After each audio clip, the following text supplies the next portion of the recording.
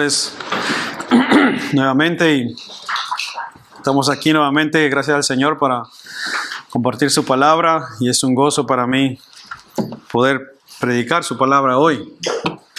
¿Qué les parece si abrimos nuestras Biblias entonces en la primera carta de Juan, en el capítulo 5, para continuar este estudio de la primera carta de Juan que iniciamos ya hace algún tiempo, y hoy nos corresponde observar el capítulo 5. Habíamos terminado la semana pasada el capítulo 4 y hoy estaremos observando el capítulo 5. Capítulo 5, versículo 1 al 5. Capítulo 5, versículo 1 al 5 de Primera de Juan dice: todo aquel que cree que Jesús es el Cristo es nacido de Dios, y todo aquel que ama al que engendró, ama también al que ha sido engendrado por él. En esto conocemos que amamos a los hijos de Dios, cuando amamos a Dios y guardamos sus mandamientos. Pues este es el amor a Dios, que guardamos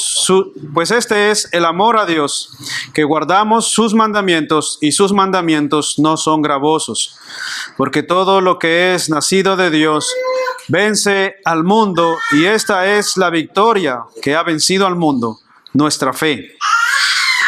¿Quién es el que vence al mundo? Sino el que cree que Jesús es el Hijo de Dios. Oremos, hermanos. Señor, te agradecemos por este tiempo y nos ponemos en tus manos, oh bendito Padre. ¿Quién es digno, Señor, para pararse aquí adelante, Señor? ¿Y quién es digno para escuchar tu palabra? Ninguno de nosotros es digno, Señor. Mas aquel a quien tú enviaste, Él es digno, Señor. Aquel que tomó nuestro lugar en la cruz del Calvario, Él es digno, Señor. Y por sus méritos en la cruz es que estamos hoy aquí de pie, Señor, presentes delante de ti, Señor. Tú tienes una cita con nosotros hoy. Eres tú quien nos ha llamado, Señor, a adorarte. Así como un día llamaste a tu pueblo de Egipto y lo sacaste, Señor, al desierto para adorarte en aquel monte, bendito Señor, hoy tú nos has llamado aquí para adorarte a ti, el único y verdadero Dios. Y estamos hoy aquí para escuchar tu palabra, y te pedimos que nos bendigas a través de tu palabra, que tú hables a nuestros corazones y a nuestras vidas, y que tú puedas vivificar nuestros corazones si están, Señor, muertos en delitos y pecados, que tú, Señor, traigas vida a través de la predicación de tu palabra, y que tu Espíritu Santo, Señor, aplique, Señor, tu palabra a nuestras vidas. Te lo rogamos y te lo pedimos y nos encomendamos en tus manos, Cristo Jesús. Amén. Amén. Hermanos míos, qué bueno es estar nuevamente en la casa del Señor, y qué bueno, como decía mi hermano Cristian, que hay algunos, ¿verdad?, que han partido de vacaciones, pero hay todavía un buen grupo que todavía no han salido, que ya llegará su tiempo. Yo sé que muchos de ustedes están desesperados por también salir, y es normal, pasamos todo el año dándole sin parar, ¿verdad? Entonces es normal, necesitamos muchos un descanso. Así que bueno, qué bueno que están hoy aquí. Yo me voy la semana que viene, así que ya nos veremos nuevamente. Hermanos, como ustedes se pueden haber dado cuenta, en toda esta epístola Juan afirma y reafirma la deidad y la encarnación de nuestro Señor Jesucristo, como asimismo lo hemos visto la semana pasada, un tema que está en toda la epístola y que se menciona varias veces cuando usted la lee. Cuando usted lee esta epístola se va a dar cuenta que hay un tema que Juan trata muchísimo, y que es el amor al prójimo, ¿verdad? Y este tema que se repite es la evidencia de aquellos que aman a Dios, aman también a su prójimo. Y al comenzar este último capítulo de su carta, o este capítulo 5 de Juan, continúa con el mismo tema, pero toca otros aspectos que no ha tocado en los anteriores, como por ejemplo, que los que aman a Dios guardan sus mandamientos. y agrega que sus mandamientos, Juan dice que sus mandamientos, los mandamientos de Dios, son fáciles de llevar. Interesante. Juan agrega esta parte a la Escritura y nos dice que los mandamientos de Dios son fáciles de llevar. Y nos dice también que nuestra fe vence al mundo. Los mandamientos de Dios son fáciles de llevar y que nuestra fe vence al mundo. Ahora, ¿a qué se refiere Juan con esto? Que los mandamientos de Dios son fáciles de llevar y que nuestra fe vence al mundo. ¿A qué se refiere Juan con esto? Yo quisiera invitarles para que veamos entonces en primer lugar, o como primer punto de partida, el que cree no implica ciertamente que has nacido de nuevo, o el creer no implica ciertamente que has nacido de nuevo. No sé si me doy a entender, pero ciertamente el que uno diga o profese decir que cree en Dios o que cree en Cristo, es como implicación que has nacido de nuevo.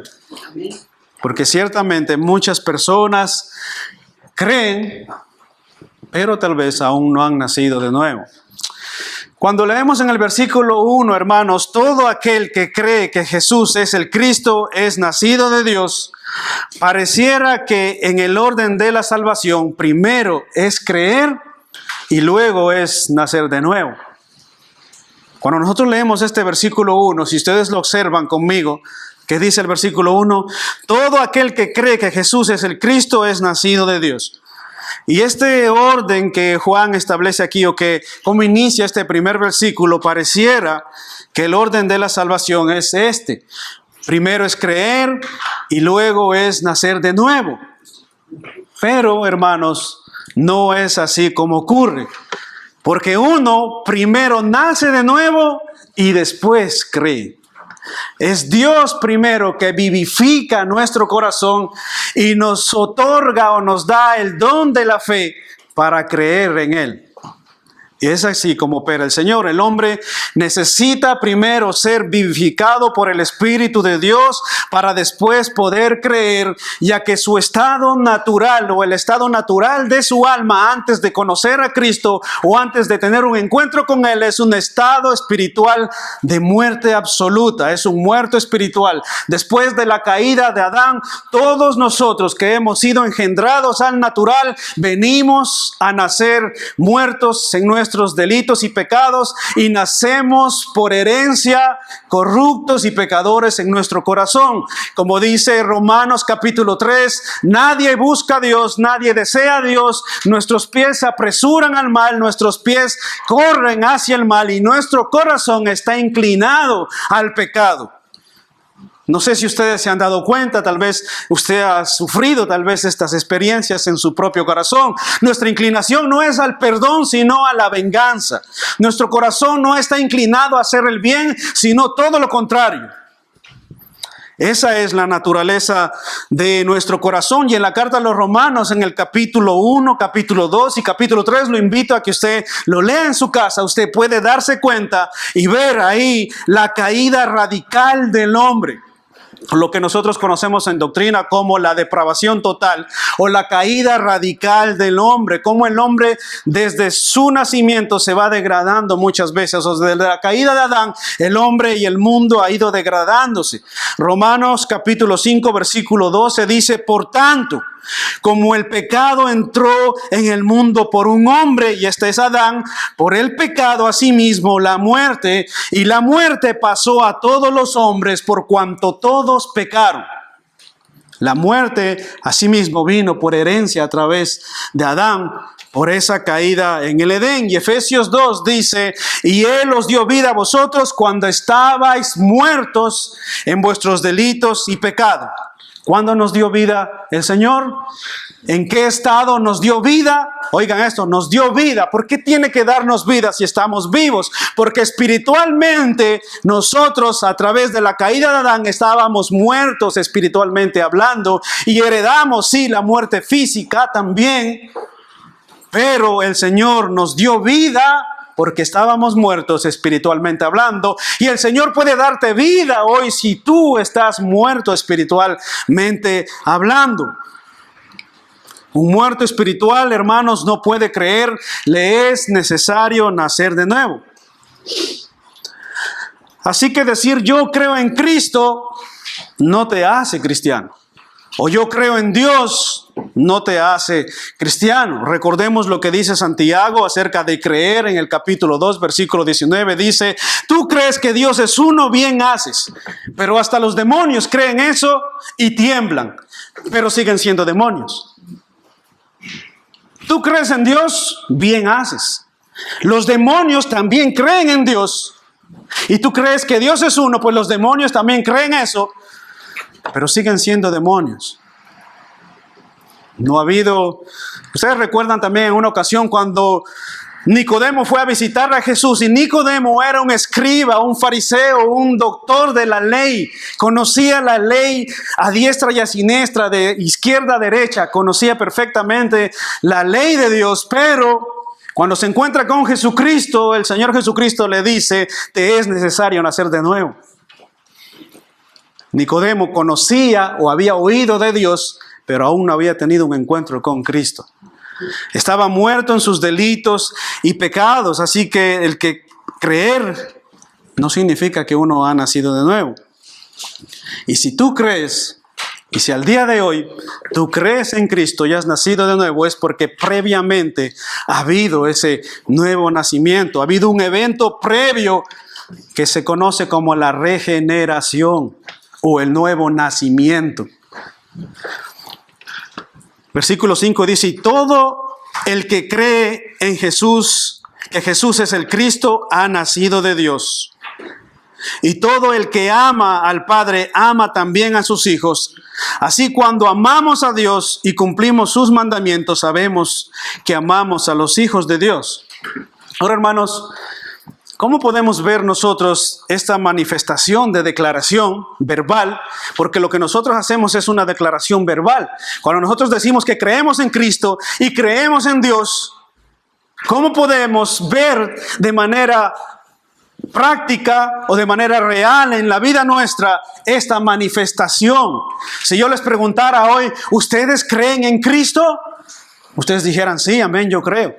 ¿Ustedes creen en Dios? Sí, amén, yo creo. Bien, los demonios también creen y tiemblan, pero siguen siendo demonios. ¿Y cuál sería entonces la manera nuestra de ver, de palpar prácticamente que nosotros hemos creído en Dios y nuestro corazón ha sido regenerado, ha sido cambiado y transformado por el Espíritu Santo de Dios, que le ha dado un nuevo nacimiento a nuestros corazones? Y esto no tiene nada que ver con tu edad, tiene que ver con tu estado espiritual. Así que bien, si eres niño, si eres joven, si eres adolescente o si eres adulto, si eres un anciano ya a punto de partir de esta tierra, este tema te es muy interesante de entender. Así que ¿cómo podemos ver nosotros de manera práctica esta confesión verbal que nosotros podemos hacer? Si alguien nos encuentra por ahí, ¿tú eres cristiano? Sí, yo soy cristiano. ¿Crees en Dios? Sí, yo creo en Dios, voy a la iglesia los domingos. Y aunque no vaya, mis padres me llevan. O mi esposa me lleva, o mi esposo, ¿verdad? Así que ¿cómo podemos verlo? Bueno, el pasaje nos muestra aquí dos aspectos o dos maneras en las que podemos evaluarnos. No evalúa el que está a su lado, evalúese a usted mismo. No le evalúes a tu esposa, no le evalúes a tu esposo, no le evalúes a tu compañero, a tu primo, a tu amigo. No, evalúate a ti mismo. El pasaje nos muestra aquí dos aspectos o dos maneras en las que nosotros podemos evaluar de manera práctica que hemos nacido de nuevo. Número 1 dice, amando a nuestro prójimo como a nosotros mismos. Es una manera práctica de ver si has nacido de nuevo, si tu corazón ha sido cambiado, regenerado. ¿Cómo podemos verlo? Pues amando a tu prójimo. Y ahora vamos a ver en profundidad este asunto. Y en segundo lugar, guardando sus mandamientos. Esto es una manera, dos aspectos prácticos que nos muestra el pasaje de cómo podemos nosotros evaluarnos a la luz de la Escritura que hemos nacido de nuevo.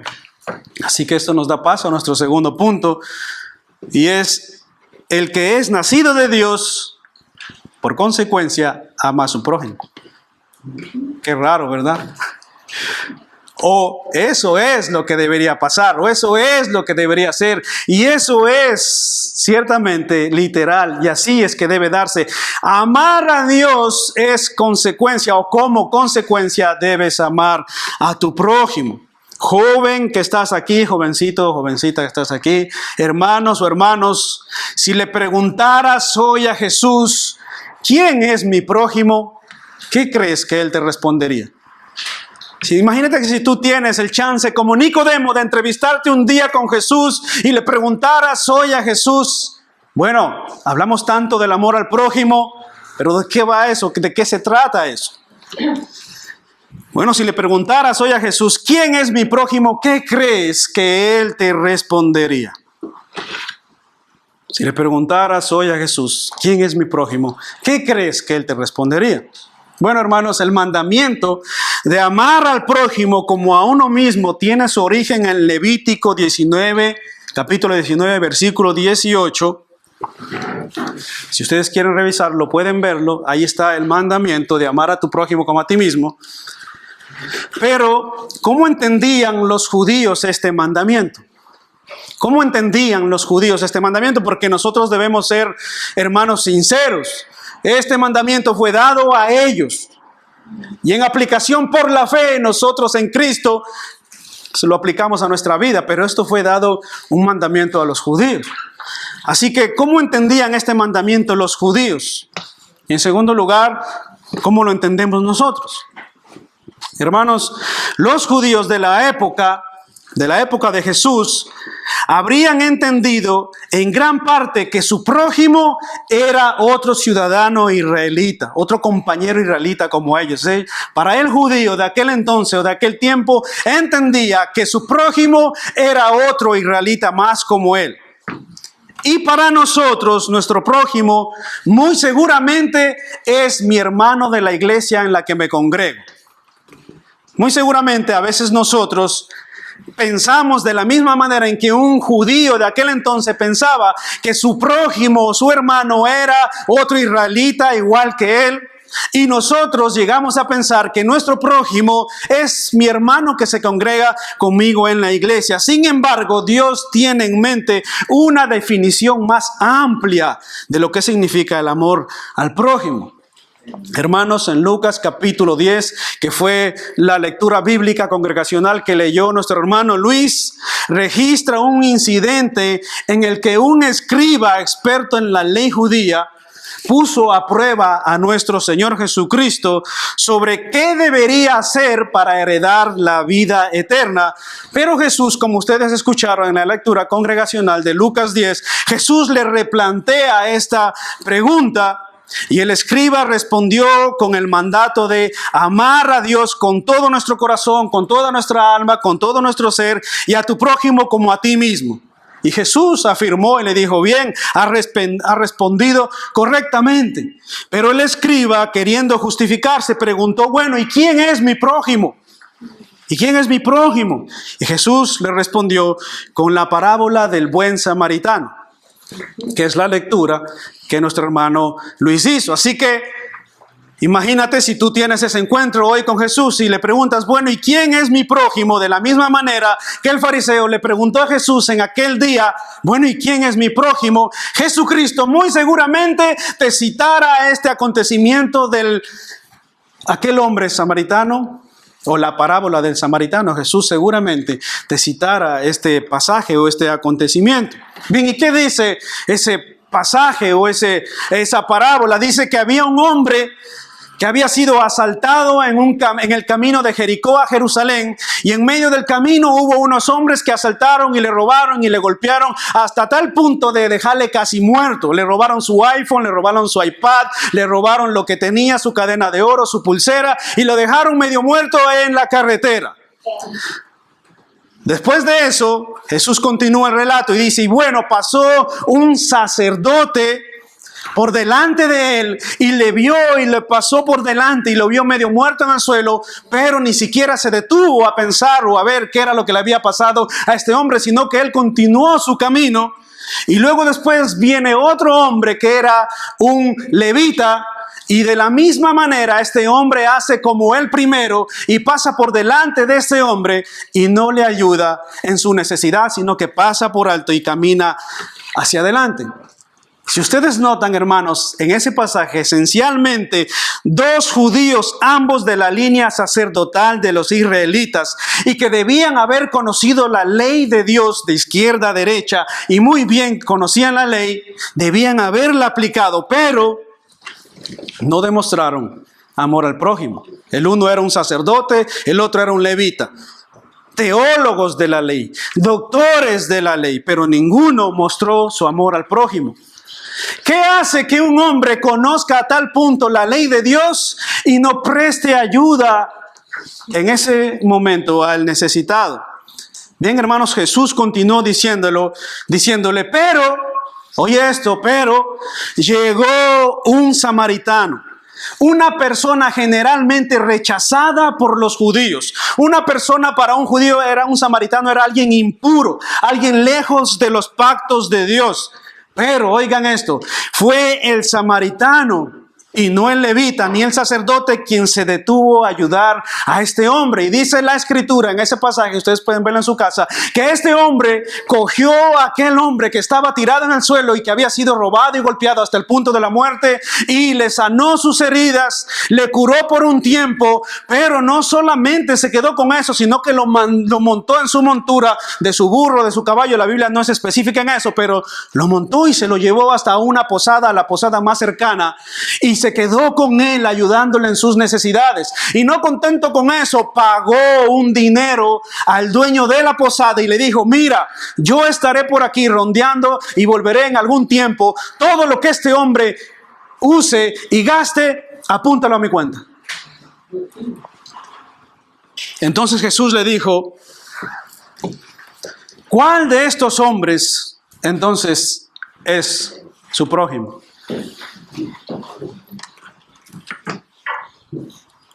¿Cuál de estos tres era el prójimo del hombre herido en la carretera? El experto en la ley le respondió, el que hizo misericordia con él, o sea, el samaritano. Entonces Jesús le dijo, ve y haz tú lo mismo. Entonces, si nosotros le preguntáramos a Jesús cuál es nuestro prójimo, ya ustedes saben lo que le respondería. Tu prójimo no es solo tu hermano en la fe, no es solo tu hermano de la iglesia en tu congregación. Tu prójimo es todo aquel que ha sido creado a la imagen y semejanza de Dios, aun cuando para ti es impuro. Amén. Porque los judíos, el samaritano para los judíos era un hombre impuro, lejos de los pactos de Dios. Este no conoce mi doctrina, este no conoce mi teología. Entonces esto era lo que Jesús le dijo, ve y haz tú lo mismo. Estamos llamados, hermanos, no solo a amar a los que son afines con nosotros, sino que también, no solamente a los que son afines con nosotros o que están cómodamente con nosotros, sino todos aquellos que Dios pone en nuestro camino. Somos llamados a amar a todos aquellos que Dios pone en nuestro camino y no comportarnos como estos hombres que pasaron por encima. Aun cuando son difíciles y no tienes mucha afinidad, tal vez por su carácter, tal vez por su mala educación, no son tan diestros en teología y no tienes tal vez de qué conversar o de qué compartir. Tú eres llamado como cristiano y como creyente a ser humilde como Cristo y a compartir con todos el que tiene necesidad. Y aun si chocan contigo y tú los consideras tal vez tus enemigos. ¿Te das cuenta, hermano? De hecho, Jesús dijo en Mateo capítulo 5, versículo 44 al 48, dice, pero yo os digo, amad a vuestros enemigos. ¿Qué? What, como dirían en inglés. O qua, como dicen aquí, ¿verdad? ¿Cómo es eso? Detente un momento. Amad a vuestros enemigos. ¿Cómo podemos amar a nuestros enemigos si es mi enemigo? Y si es tu enemigo es por algo que te hizo y es grave. Por algo que ha hecho en tu corazón y te ha agraviado. Por eso tú has llegado a considerar que él es tu enemigo. No es tu enemigo porque pasa por la calle y te pasa dando tal vez una rosa, una flor o un chocolate, o te dio un regalo por ahí. No, si es tu enemigo es porque algo malo hizo contigo y por eso lo consideras al día de hoy tu enemigo. Más el Señor Jesucristo te diría: ama a tu enemigo, bendecid a los que os maldicen, haced el bien a los que os aborrecen y orad por los que os ultrajan y os persiguen, para que seáis hijos de vuestro Padre que está en los cielos, que hace salir el sol sobre malos y buenos y que hace llover sobre justos e injustos. Porque si amáis a los que os aman, ¿qué recompensa tenéis? Si amáis a los que os aman, ¿qué recompensa tenéis? Si tú amas al que te ama, ¿qué recompensa tienes? ¿No hacen acaso eso los fariseos? ¿No acaso hacen eso los gentiles? ¿Qué de más haces tú? Tú estás haciendo lo mismo, porque si amáis a los que os aman, ¿qué recompensa tenéis? ¿No hacen también los publicanos esto? Y si saludáis a vuestros hermanos solamente, ¿qué hacéis de más? ¿No hacen también esto los gentiles? Sed pues vosotros como vuestro Padre que está en los cielos es perfecto, sed también vosotros igualmente. Seguid sus pisadas, seguid su ejemplo. No ames solo al que te ama y al que eres afín con él. Ama también al que se porta mal contigo, al que te ultraja, al que te calumnia, al que chismea de ti, al que te trata mal, al que te falta el respeto. Ámale, muéstrale amor. Si esa persona no es capaz de mostrarte amor, muéstrale tu amor con tus obras, con tus acciones. Ama a tu enemigo. Si ya lo has considerado tu enemigo, ámalo. Así que te invito a que pienses por algún momento. Piensa ahora por un momento, hermano mío, hermana mía, joven, jovencito que están aquí. Piensa por un momento. ¿Hay alguien en tu pasado tal vez? ¿Hay alguien en tu pasado tal vez? ¿Hay alguien en tu vida al día de hoy con quien no compartirías ni siquiera un café? ¿Hay alguien en tu vida o en tu pasado con quien no compartirías al día de hoy ni siquiera un café y tal vez ni siquiera un saludo? Porque te agravió, porque habló mal de ti, porque te hizo daño, porque lo consideras tu enemigo, porque verdaderamente te afectó en tu pasado, en tu vida pasada o al día de hoy. ¿Hay alguien tal vez con quien no te tomaría ni siquiera un café? Te digo algo, hermano, hermana. Tal vez necesitas disculparte o pedir perdón o otorgar perdón a alguien si estás en esta situación, porque eso es precisamente el amor al prójimo. De manera práctica, venimos y decimos: sí, amamos a Dios y amamos al prójimo. Yo amo a mi prójimo. Amén, aleluya, te amo y tú me amas y todos nos amamos. Pero, ¿qué hacemos de más? El Señor nos dice, tal vez, ¿hay alguien en tu pasado, hay alguien en tu vida que te ha afectado, te ha hecho daño? Y que tal vez tú cargas la herida aquí, clavado el cuchillo y todavía está sangrando esa herida abierta y no has perdonado. Pues necesitas tal vez perdonar, abandonar eso. O necesitas tal vez pedir perdón porque de pronto pecaste contra tales o cuales personas. De pronto tú eres el necesitado también. Demostrar este amor al prójimo a través de otorgar perdón o a través de pedir perdón. Hermanos, el amor al prójimo demanda una acción no solo con los que somos afines o estamos en paz, sino con aquellos a los que nos han agraviado o a aquellos que hemos agraviado, aquellos con los que han pecado contra nosotros o aquellos con los que nosotros hemos pecado tal vez. Tú puedes decir: yo oro por mis enemigos. Sí, hermano, yo no tengo problema con nadie. Mi corazón está limpio delante de Dios y Dios lo sabe. Él conoce todas las cosas. Yo no tengo nada con nadie. Yo soy claro y transparente delante de Dios. Yo oro por mis enemigos. Yo los bendigo. Yo no tengo un problema, pero que estén lejos por allá, donde yo no pueda verlos. Hermanos amados, eso es amar solo de boca, de aquí para afuera. Escribí en una ocasión una frase con respecto a este tema, porque era un tema que es verdaderamente interesante. Escuche la frase y dice: el hablar del amor al prójimo y el perdón a tu hermano a través de internet está al alcance de un clic en nuestros dispositivos electrónicos. Pero el poner por obra lo que has compartido, humillarse, buscar la reconciliación y el perdón con tu prójimo está al alcance solo de un corazón conforme al de Cristo. Tú puedes a través de las redes sociales compartir del amor al prójimo, compartir del perdón, pero eso está al alcance de un clic en tu dispositivo electrónico. Pero reconciliarte con tu prójimo, pedir perdón, buscar la paz y la reconciliación está al alcance solo de un corazón que ha nacido de nuevo, de un corazón conforme al de Cristo. Y eso es lo que Dios espera de nosotros, de nuestro amor al prójimo, que no sean solo palabras parloteando, sino que sea en acciones, en una acción concreta, en acciones palpables, reales. Ahora bien, hermanos, esto necesita un equilibrio. Esto necesita un equilibrio.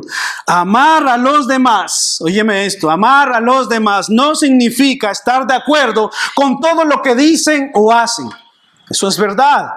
Amar a los demás no significa pasarle una pomada por encima y no decirle la verdad.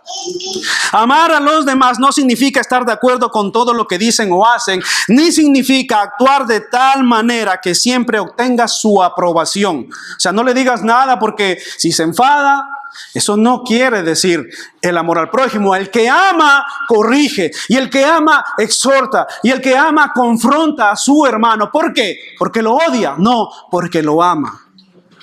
Así que amar al prójimo implica también decir la verdad y hablar con la verdad y obviamente andar en la verdad. Porque tú puedes querer decir la verdad, confrontar con la verdad, pero tú no andas en la verdad. Necesitas un equilibrio. Así que en conclusión, hermanos, ¿qué hemos visto hasta ahí? Que creer en Cristo es un acontecimiento previo que inicia con el nuevo nacimiento. Ya lo vimos esto en el primer punto. Y luego pues vimos que aquel que ha nacido de nuevo se evalúa a sí mismo cuando ama al prójimo y guarda los mandamientos del Señor, que ese es nuestro tercer punto. Así que les invito a ver nuestro tercer encabezado. Amamos a Dios y guardamos sus mandamientos. Amando a Dios y guardando sus mandamientos. Versículo 3 al 5. ¿Qué dice el versículo 3 al 5? Dice: Pues este es el amor a Dios, que guardemos sus mandamientos, y sus mandamientos no son gravosos, porque todos los que es nacido de Dios vence al mundo, y esta es la victoria que ha vencido al mundo, nuestra fe. ¿Quién es el que vence al mundo, sino el que cree que Jesús es el Hijo de Dios? Hermanos míos, Juan agrega aquí algo en el versículo 3 y nos dice, que es bastante interesante, nos dice que sus mandamientos no son gravosos. Otra versión de esta dice: amar a Dios significa obedecer sus mandamientos, y sus mandamientos son una carga, no son una carga difícil de llevar. O sea, son una carga fácil, son una carga ligera. Ahora, hermanos, la Biblia dice que los mandamientos de Dios son fáciles de llevar, pero la realidad nuestra o de nuestra experiencia puede ser todo lo contrario. Yo no sé si usted está de acuerdo conmigo o no, pero en muchas ocasiones decimos, ¿verdad? Uy, seguir al Señor no es fácil. Guardar los mandamientos de Dios, wow. Sobre todo con el ejemplo que ponía antes del pedir perdón o el del perdonar. A veces nosotros decimos, wow, seguir los mandamientos del Señor no son, o ser cristiano mismo no es cualquier cosa, es duro ser cristiano. ¿Verdad? No sé si a ustedes les ha pasado eso, pero en algunas ocasiones expresamos eso. Ahora, hermanos, permítanme ayudarles con una historia que se encuentra en la Biblia, en Génesis 29, y se trata de la historia de amor entre Jacob y Raquel. Ustedes han escuchado esa historia de amor. Por cierto, les invito a ver a aquellos jóvenes que están aquí presentes y tal vez están buscando el amor de su vida. Pues les invito a que puedan ver ustedes esta historia de amor que se encuentra en Génesis capítulo 29, y es la historia entre Jacob y Raquel. Resulta, hermanos míos, que Jacob tenía un hermano que se llamaba Esaú y habían nacido casi al mismo tiempo y por derecho le correspondía la primogenitura a Esaú. Pero fue Jacob quien tomó la primogenitura y Esaú se la vendió a través de un plato de lentejas. Jacob parece ser que era un buen chef y había preparado unas buenas lentejas y Esaú llegaba con tanta hambre que fue capaz de vender su primogenitura a Jacob. Después que él se dio cuenta que había sido engañado por su hermano, quiso matar a su hermano. ¿Y qué hizo su hermano? Obviamente Esaú era mucho más fuerte que él, era un cazador y Jacob tuvo que salir huyendo a la tierra de unos familiares de él. Así que dice la Biblia que al llegar Jacob a aquel lugar de sus familiares, de Labán sobre todo, que era su tío, hermano de su madre, dice la Biblia que llegó ahí y se encontró con aquella mujer y al instante él cayó rendido a sus pies. Él cayó enamorado de ella. Pero como él había salido huyendo, y en aquel entonces cuando tú ibas a tomar a alguien por esposa, tú por ley necesitabas darle una dote a su padre. ¿Por qué? Porque las mujeres de aquel entonces, de aquel tiempo, servían en sus casas, atendían la casa, atendían a sus hermanos, atendían a sus padres. Vamos, que era una sierva. La mujer en aquel entonces era una sierva. Entonces, para que tú recompensaras la pérdida que la casa estaba sufriendo por llevarte a la mujer de tu vida, tú tenías que dar un dote. Y Jacob, como salió huyendo, no tenía ningún dote y no tenía nada que ofrecer al padre de la muchacha. Así que, ¿cuál fue el trato que ellos dos hicieron, Jacob y Labán? Labán le ofreció a su hija, pero con una condición. ¿Cuál era? Que trabajara 7 años por ella, ya que él no tenía un dote para darle a su padre. ¿Qué hizo Jacob? Pues como estaba perdidamente enamorado de Raquel, trabajó 7 años gratis por el amor de su vida. 7 años de su vida se dedicó él a trabajar día y noche y la Biblia dice que prosperaba todo lo que hacía. Cuando llegó el final de los días y se cumplieron los 7 años, este hombre fue al río, se bañó, se vistió, cogió nuevas vestiduras y fue derecho a buscar a la mujer de su vida para casarse con ella. Lo preparó todo. Pero resulta que Labán, que era su tío, era un pillo. Era muy astuto, era mucho más negociante que Jacob mismo. Entonces, ¿qué hizo? Engañó a Jacob y le hizo casar con Lea, porque por ley Lea era la más adulta y por lo tanto ella debía haberse casado primero que Raquel. Así que Jacob trabajó 7 años en vano, pero lo hizo por amor a Raquel. ¿Cuál fue ahora el segundo acuerdo que ellos dos hicieron? Bueno, Labán le dijo, mira, si tú quieres a Raquel, yo te la puedo dar, pero primero debes casarte con Lea. Ya trabajaste 7 años, toma a Lea, no trabajes en vano. Entonces Jacob tomó a Lea.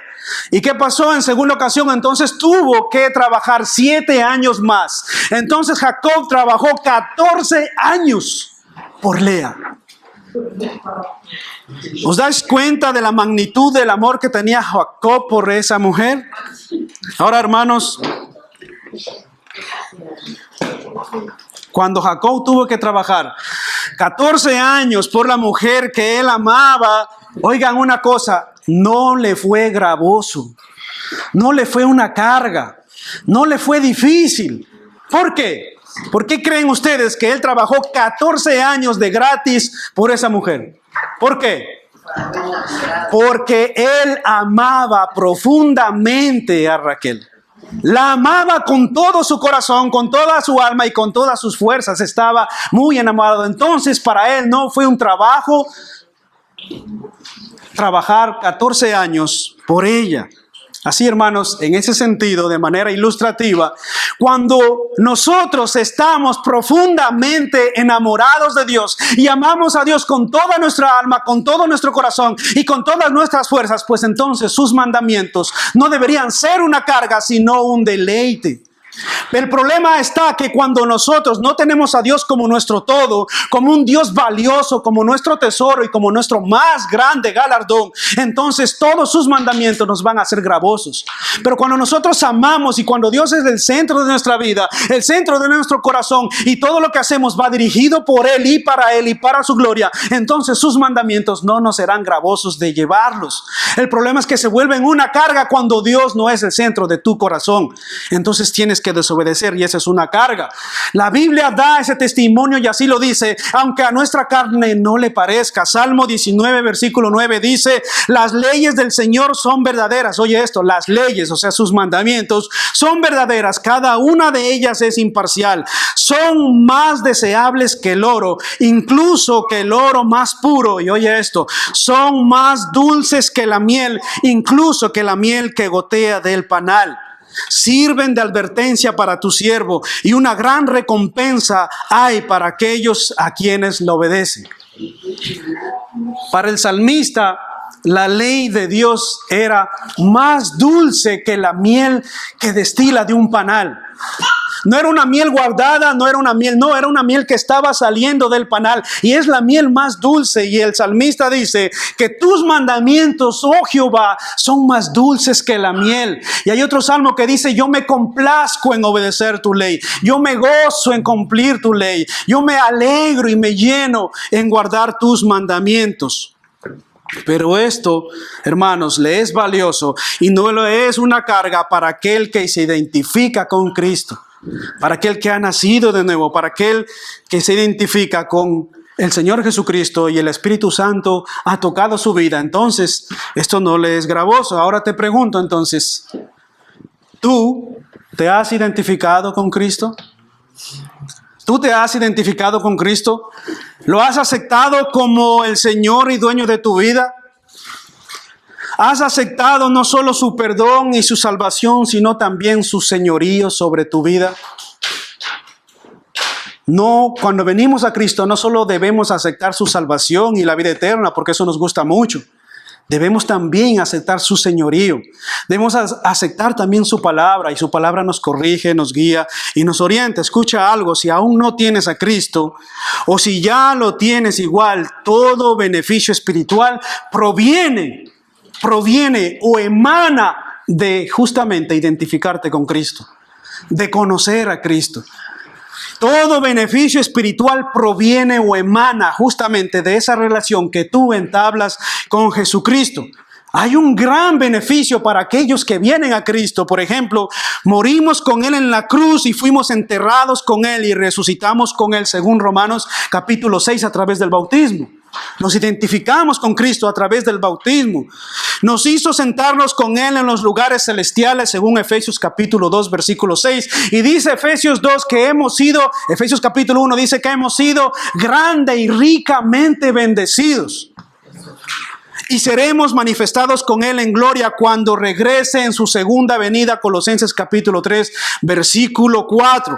Todo creyente está en Cristo y posicionalmente está a la diestra del Padre sentado con Él. ¿Por qué? Porque te has identificado con Cristo. Todos estos versículos, hermanos, describen nuestra posición espiritual en Cristo. Y nuestra posición en Cristo es verdaderamente privilegiada y a través de nuestra fe vencemos al mundo. Ustedes saben, hermanos, permítanme ilustrar esto de manera breve. Ustedes saben que cuando usted va, por ejemplo, al Palacio Presidencial y usted entra por la puerta, hay un hombre que le va a recibir en la entrada y ese hombre tiene cierta autoridad para dejarle pasar o no. Y cuando usted pasa adelante y va a la segunda mesa, puede que usted se encuentre con otro hombre que es el vicepresidente. Y este vicepresidente, que está el segundo al mando en un país, en una nación, tiene un gran poder y una gran autoridad, pero todavía no tiene la autoridad máxima ni la autoridad final. Pero cuando usted se acerca al escritorio de aquel hombre donde dice en su escritorio presidente de tal nación, entonces usted sí está delante de un hombre que tiene todo poder y toda autoridad. Este hombre está colocado en una posición más alta que los demás. Así sucede con el Hijo de Dios y su autoridad. Están determinadas por su posición en Cristo. No por cómo tú te sientes, no por cómo tú vives o tú te crees. Tu posición espiritual está determinada por lo que te has identificado con Cristo. No por lo que sientes, no por lo que haces o dejaste de hacer, porque yo te aseguro, mi hermano, que por lo que has hecho o haces al día de hoy, tú y yo estaríamos destituidos de la gloria de Dios. Nuestro corazón es salvo por lo que Él hizo, y así sucede con los hijos de Dios. En Cristo nosotros somos llevados de gloria en gloria y de victoria en victoria, y es Cristo el que ha ganado esa victoria, hermanos, y esa gloria, y somos nosotros declarados en Cristo santos y justos por lo que Él hizo en la cruz del Calvario. Es nuestra identificación con Cristo lo que cambia absolutamente todo, absolutamente todo. Y hay una historia de un veterano de guerra que había luchado en una guerra que Estados Unidos tuvo, y después de que él había luchado, terminó verdaderamente mal herido. Y dice la historia que este hombre andaba vagando por las calles de los Estados Unidos con un pie menos y con un brazo menos, y se había convertido en un mendigo y un pordiosero en las calles, y había sido un héroe de guerra. Pero este hombre jamás había ido a la escuela y no sabía leer, de tal manera que en todo lado donde él iba, este hombre decía que él era amigo del presidente Lincoln. Yo conozco al presidente Lincoln, decía él, a todo lado donde iba. Y en una ocasión un hombre se le acercó y le dice: ¿cómo que tú conoces al presidente Lincoln? En ese estado en el que tú estás, no me puedes decir que tú conoces al presidente Lincoln. ¿Cómo tú puedes comprobar eso? Como decía el pastor Otto, lo mío es con pruebas. ¿Cómo tú puedes comprobar que verdaderamente es así? Y el hombre dijo: bien, yo guardo de él una carta que él mismo me envió. Y sacó el hombre tal carta y se la presentó a este hombre para demostrar con pruebas que él verdaderamente conocía al presidente Lincoln. Dice: yo tengo esta carta desde el día en que él me visitó en el hospital, pero nunca la he leído porque no sé leer. Y este hombre leyó la carta, y al terminar la carta quedó verdaderamente sorprendido y dijo: ¡wow! ¿Cómo es posible que tú vivas como un mendigo, como un perdiosero, caminando de aquí para allá sin un lugar donde vivir, cuando tú has sido acreditado, a ti te han dado una beca para vivir o una mensualidad para cada año vivir hasta la muerte? Tú has recibido un gran galardón mensual. El gobierno de los Estados Unidos te ha firmado esta carta para que tú recibieras una mensualidad todos los meses hasta el final de tus días. ¿Tú no sabías esto? Parafraseando esto, hermanos, lo que Juan escribió aquí: el creyente, o sea, ustedes, hermanos, ustedes y yo, no tienen necesidad de andar por allí derrotados. Ustedes, hermanos, no conocen al presidente Lincoln, ustedes conocen a Cristo Jesús, el Salvador de nuestras almas. Nosotros no conocemos a Lincoln, conocemos a Cristo, el Rey de Reyes y Señor de Señores, el dueño absoluto de todo lo que hay en esta tierra. Y Cristo, hermanos, los ha hecho más que vencedores. Él ha derrotado a todo enemigo con el que ustedes batallan todos los días hasta la eternidad. Dice Hebreos 2 que Él ha derrotado al enemigo de nuestras almas y ha tomado las llaves de la muerte y de la vida. Y es por fe en Cristo que su victoria es la nuestra. La victoria de Cristo es nuestra victoria, hermanos.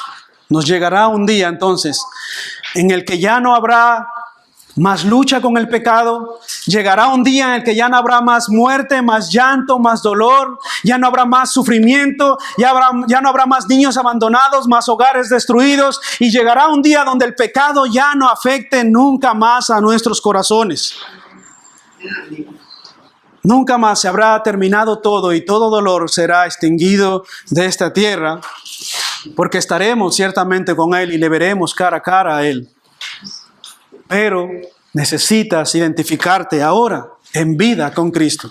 Si un día quieres participar de la mesa celestial, es necesario que ahora en vida tú reconozcas y te identifiques con Cristo y vengas a Cristo en arrepentimiento y fe. Entonces, y solo entonces, podrás participar, como dice la Escritura, de aquel banquete que el Señor ha ido a preparar por nosotros. Mientras tanto, vive tu vida de tal manera como si el Señor viniera hoy. Porque el Señor ciertamente en cualquier momento puede venir. ¿Qué les parece si oramos? Amén. Señor, te damos gracias por este momento que tú nos has permitido compartir tu palabra. Queremos rogarte, Señor, que nos ayudes a evaluar a la luz de tu palabra nuestros corazones y el estado de nuestro corazón, Señor. Ayúdanos, pues, a amar a nuestro prójimo como dice la Escritura y no como nosotros pensamos, oh Dios. Ayúdanos a perdonar a aquel que nos ha agraviado, pero ayúdanos también así a ser humildes y pedir perdón si nosotros hemos afectado a alguien. Ayúdanos a poder compartir con aquellos que nos son difíciles. Ayúdanos a compartir con aquellos que no son tan afines con nosotros. Ayúdanos a darnos un poco más por nuestros hermanos. Ayúdanos a llevar una milla más, como dice tu palabra, a poner la otra mejilla, a dar también aquello que tú nos has dado para compartir con otros, oh Dios. Ayúdanos a mostrar, Señor, amor al prójimo, no solo de palabras, sino en acciones, en hechos, Señor. Y no solo a los de nuestra congregación o de nuestra iglesia, sino también a todos aquellos a los que tú pones en nuestro camino o has puesto en nuestro camino. Te lo pedimos en Cristo Jesús.